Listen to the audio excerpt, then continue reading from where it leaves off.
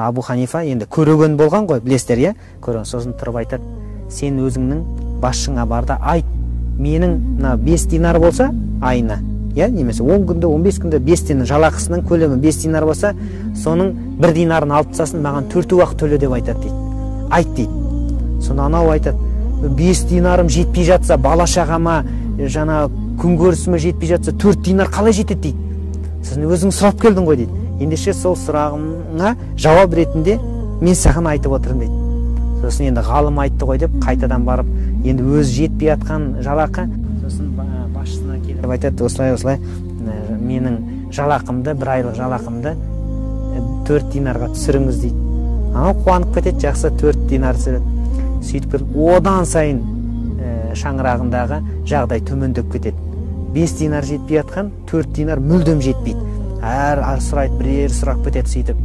Содан Абу Ханифаға келіп айтады, имам, менің мүлдем жағдайым төмендеп кетті. Сіз 4-ге түсіріп өзің, ол түсіре салды, менің жағдайым төмендеп кетті дейді. Сонда Абу Ханифа ойлап тұрады, айтады, айына 3 динарға түсіріпкіз дейді. Қалай дейді, анау шулап кетеді. Мен жаңа саған осындай насихат айтам дейді. Сосын болмағаннан кейін, ғалым болғаннан кейін барып басшысына келіп айтады, жаңа 3 динарға түсіріңіз дейді. Содан кейін арада 1 ай өтеді, 2 ай өтеді, аяқ адам келмейді. Сосын арада біраз уақыт өткеннен кейін жадырап, осыдан бірнеше ай бұрын жағдайы төмен болған адам жадырап алдына келіп, ассаламу алейкум деп амандасып қуанып келгенін көреді. Сосын есіне түседі, жаңағы айтып, иә имам дейді, сізге Алла разы болсын дейді. Менің мынау 3 динар дейді, барлық ісіме жететін болды дейді. Үйіме, шаңырағымды қуантуға, балама, тамаққа, киіміме, бәріне жететін болды дейді. Бірақ таң қалып жатырмыз дейді, семьямызбен таң қалып жатырмыз, шаңырағымызбен. Бұның сыры неде дейді? Сыры неде дейді? Сонда Абу Ханифа тұрып айтады, мен саған қарадым да, сосын жаңағы енді Алла Тағала басира деген нәрсе бар. Алла Тағаланың сыйы, сондай ғалымдарға, тақуа адамдарға беретін.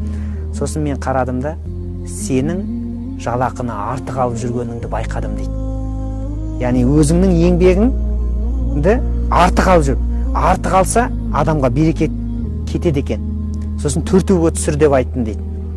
Сөйтіп 1 динар сен артық алып жүрсің дейді. Сенің негізгі саған берілетін тиесілі не? 4-ге де саған береке бермеді дейді. Сосын 3-ге түсір деп айттым дейді. Сосын 3-ге келген кезде ол нақты сенің жұмысыңның нақты өтемі сол 3 динар болды дейді. Сол саған өміріңе берекелі келді дейді. Анау берекелі нәрсеге, берекесіз нәрсе араласқаннан кейін ол қалай келді? Солай кетті дейді. Кейін такафул дейді. Өмір деген ол мынау мұсылман адам өмірді тепе-теңдікті ұстауға тырысу керек. Біздің арамызда кедейлер барын білуіміз керек.